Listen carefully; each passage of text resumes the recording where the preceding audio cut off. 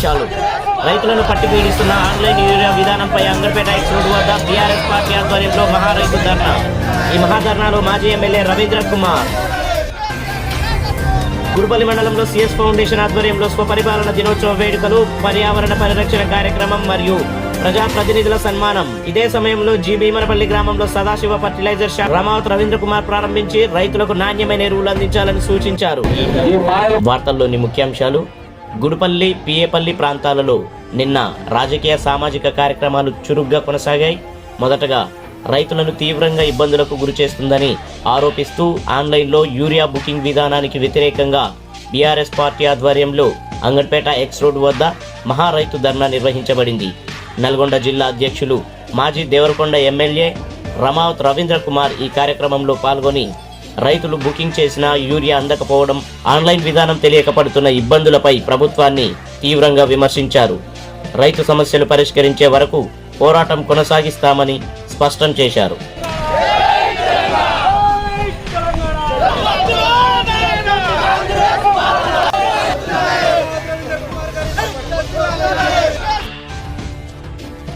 తెలంగాణ రాష్ట్రం ఏర్పడిన తర్వాత కేసీఆర్ గారి యొక్క పరిపాలనలో 9 సంవత్సరాలు రైతుని రాజును చేయాలి, వ్యవసాయాన్ని గిట్టుబాటులోకి తీసుకురావాలి. మొట్టమొదటగా ఈ రాష్ట్రంలో రైతుల్ని కాపాడుకోవాలనే ఒక గొప్ప సంకల్పంతో ఆనాడు కేసీఆర్ గారు మనం ఎవరం అడిగినా అడగకపోయినా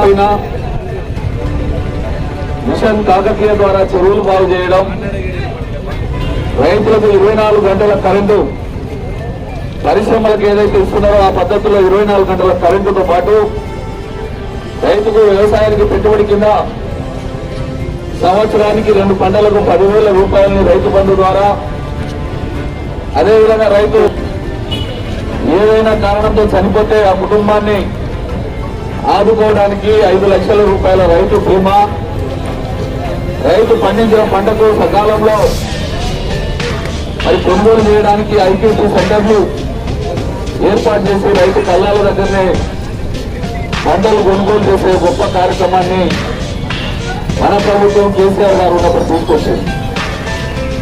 ఈ రకంగా రైతులకు ఒక్కొక్కటిగా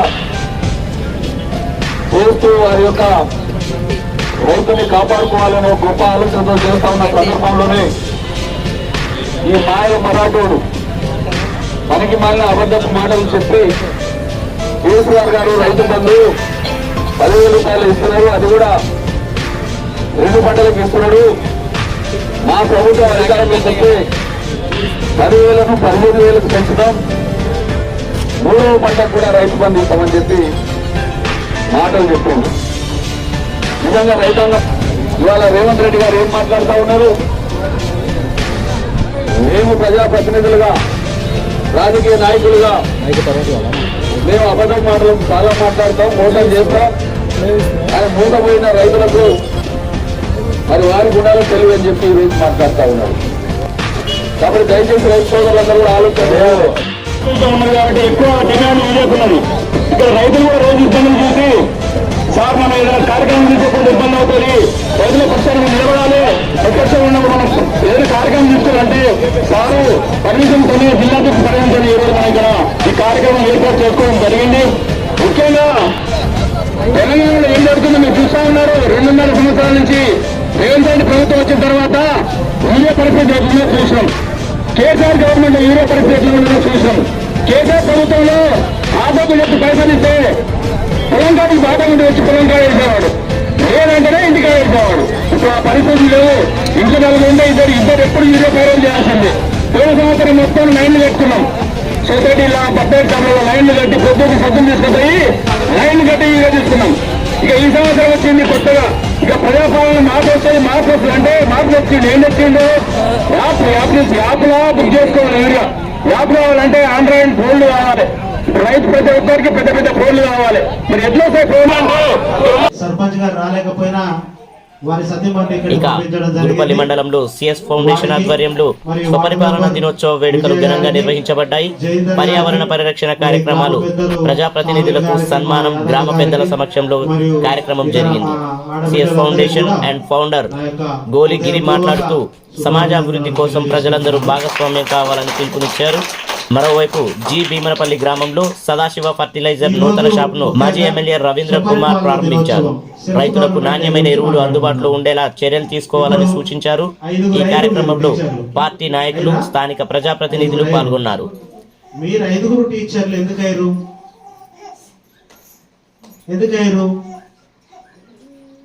మీకు రోజు చదువు చెప్పేటువంటి టీచర్లు కూడా మీకు చదువు చెప్పడం కోసం ఎన్ని బాధలు పడుతున్నారో మీకు తెలవాలనే ఉద్దేశంతో మిమ్మల్ని కూడా వాళ్ళ బాధ్యత పోషించమని ఒక్కరోజు మిమ్మల్ని టీచర్లుగా వాళ్ళు ఉంచడం జరిగింది. మరి ఆ ఒక్కరోజు బాధ్యతలో మీరు ఏమేమి నేర్చుకుంటారు? ఆ ఒక్కరోజు బాధ్యతలో చదువు మీద ఆసక్తి పెరగాలి, చదువుకోవాలనే తపన మొదలు కావాలి, ఆ చదువు విలువ తెలుసుకోవాలి. ఆ చదువుతోనే సమాజంలో మనము ఉత్తమమైన పౌరులాగా తీర్చిదిద్దగలగాలి. అందుకనే మనం ఆ ఒక్కరోజు ఈ చిన్నపిల్లల దశల్లోనే మనకు ఉపాధ్యాయులుగా అవకాశం ఇవ్వడం జరిగింది. ఒక్కరోజు ముఖ్యమంత్రి అని పేరు విన్నారా? మీరు విన్నారా? ఎప్పుడన్నా సినిమా చూడరా మీరు? ఒక్కరోజు ముఖ్యమంత్రి అవుతాడు ఒకే ఒకటి సినిమాలో, ఒక సినిమా హీరో. అట్లా మీకు కూడా ఈ ఒక్కరోజు ఉపాధ్యాయ దినోత్సవం సందర్భంగా ఈరోజు ఎంఈఓ అయ్యారు. రకరకాలుగా మీరు ఏమేమి పోస్టులు ఉన్నాయి sir? MEO, head master, DEO, collector, టీచర్లు, సబ్జెక్టు టీచర్లు, అటెండర్లు, రకరకాలుగా మీకు ఈరోజు అలా అవకాశం ఇవ్వడం జరిగింది. నేను చెప్తున్నా, మీకు అర్థమవుతున్నాయా? మీకు అర్థమయ్యేటట్టుగానే చెప్తున్నానా? నేను అర్థమయ్యేటట్టు చెప్తున్నా. అందుకనే ఒక్కరోజు మనం టీచర్లు అయినాం కాబట్టి ఆ టీచర్లకు ఉన్నటువంటి వృత్తిని, టీచర్లని, మనం చదువుకునేటువంటి చదువుని, వీటన్నిటిని కూడా మనం గౌరవించాలి. వాటిపైన మనం శ్రద్ధ పెంచుకోవాలి, ఆసక్తితో పనిచేయాలి, పట్టుదలతోటి పనిచేయాలి. అప్పుడే మనకు కూడా చదువు బాగా వస్తుంది. మనం కూడా ఒక్కరోజు టీచర్లు కాదు, నిజ జీవితంలో డిఈఓలు అవుతాం, ఎంఈఓలు అవుతాం, తర్వాత సీనియర్ సార్ని పంపిస్తాం, డిఈఓలు మనమే అవుతాం, తర్వాత హెడ్ మాస్టర్ నాగేశ్వర్ని పంపిద్దాం, మనమే ఉందాం. ఎందుకు మరి సార్తో ఏ పని మనకు? అవునా కదా? అట్లా మన స్వప్న మేడం కూడా అవసరం లేదు, మన కర్ణ మేడం అవసరం లేదు, మన ఉమ్మ టీచర్ అసలే అవసరం లేదు మనకు. ఇలా ఒకవైపు రైతు సమస్యలపై ఆందోళన, మరోవైపు సామాజిక సేవా కార్యక్రమాలు, వ్యవసాయ రంగానికి మద్దతుగా ప్రారంభోత్సవాలు ప్రాంతీయంగా చర్చాంశనీయంగా మారాయి. రైతు సమస్యలపై రాజకీయ వేడి మరింత పెరిగే అవకాశాలు కనిపిస్తున్నాయి.